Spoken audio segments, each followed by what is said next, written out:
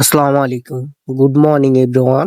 সকালবেলা ঘুম থেকে উঠে দেখি বাইরে হালকা পাতলা বৃষ্টি হচ্ছে। এরপর নাস্তা খাওয়ার প্রস্তুতি নিলাম। সকালবেলা আমার চা লাগবে।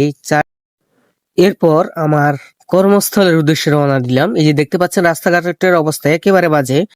এটা হচ্ছে ডাকাতিয়া নদী। আর নদী কত শান্ত দেখতে পাচ্ছেন আপনারা।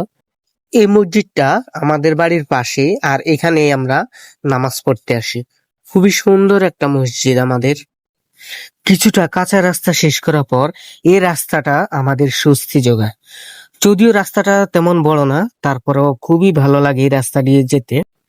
অবশেষে আমি বাজারে চলে আসলাম। এরপর প্রতিদিনের মতো দোকানের কাজ শুরু করলাম। সকালবেলা কাজ শুরু করার আগে আমার 1 কাপ ব্ল্যাক কফি লাগবেই। হ্যাঁ, আর্জেন্টিনা কি ফাইনালে আসবে? আলে ফাইনালে না, আমরা বিশ্বকাপ নিয়ে আনন্দ উৎসব করবো। সিরিয়াসলি?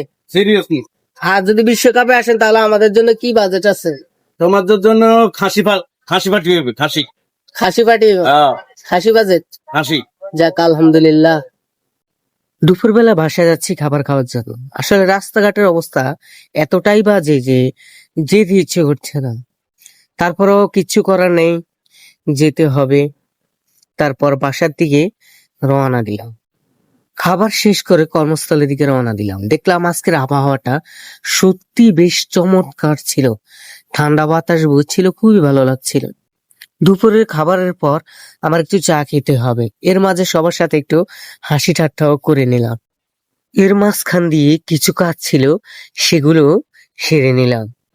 হঠাৎ করে আমার একজন কাকা চলে আসলো। উনি খুবই চমৎকার একজন মানুষ, আমার খুবই প্রিয় একজন মানুষ। সারাদিনের ক্লান্তি শেষ করে রাতে এবার বাড়ি ফিরলাম।